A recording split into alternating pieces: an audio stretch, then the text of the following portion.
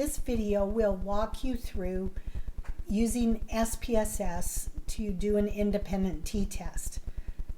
As always, I'd suggest that you open up SPSS and walk through it and pause the video where you want to and follow along with it. So we always start by looking carefully at our data. In this example, I'm going to use hours of sleep on average from depressed patients and hours of sleep from the normal controls, non-depressed patients.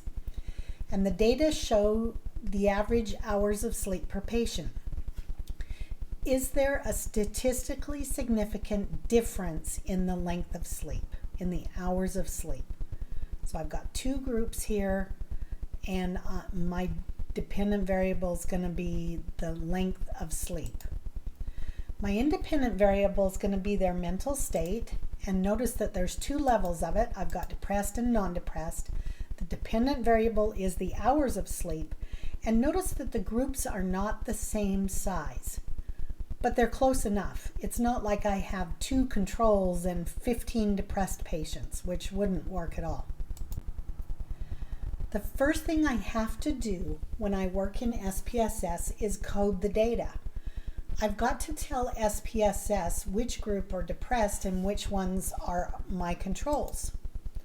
So I'm going to use a code of 1 for depressed patients and 0 for the normal control patients or subjects. Doesn't matter a bit what number you use. You can pick any number you want to for these. It's tradition to go 0, 1, 2, keep the numbers really simple.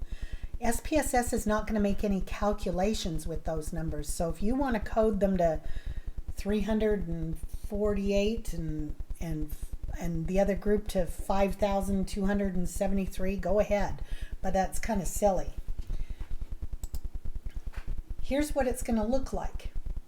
In condition 1, that's my depressed patients and their hours of sleep, and the other condition is 0, and there's their hours of sleep. So this data came from the depressed patients, and this came from the normal controls. SPSS works with numbers. I can't just write that the condition is depressed or that the condition is normal. SPSS will just give me an error reading. It can't deal with that. In SPSS, here's how I'd set it up. Look first at sleep, this variable of sleep. The label's going to be nightly hours of sleep, and it's on a scale or an interval scale.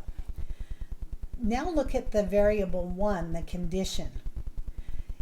It's going to need some values put into it, and this box will pop open when you click here. So I'm going to tell SPSS to use 1 as a label for depressed and 0 as a label for control, and I'm going to add those. And that gives me these two columns I can enter my information into.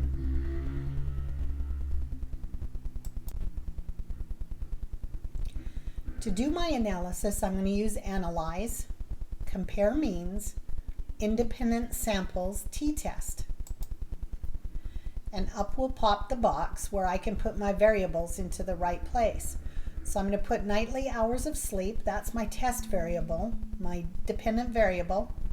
And I'm going to use condition as the grouping variable. And notice I checkmarked my effect sizes. So when I put in a grouping variable, it's going to ask me to define the groups. And I've already used 0 and 1. So I'm going to tell it, yep, separate them into group 1 as 0 and group 2 as 1.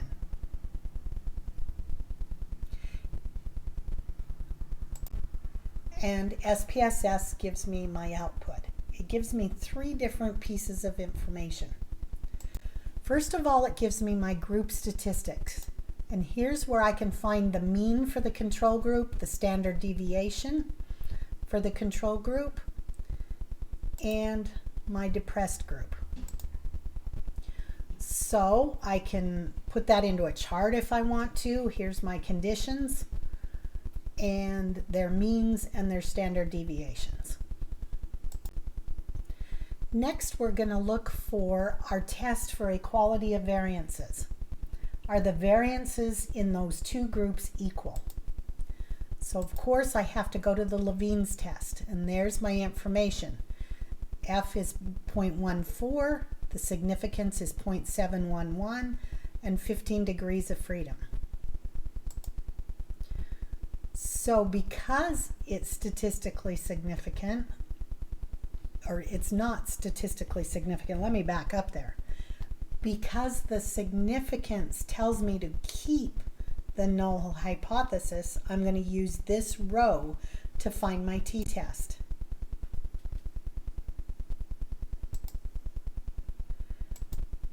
Right there. And there's my t statistic, the degrees of freedom, and the p. If it had not been equal, then I would have simply used this row.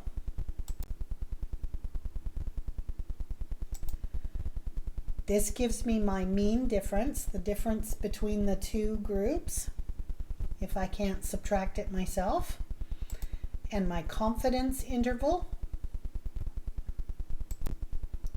and my effect size is right there. And now you can make sense of it all.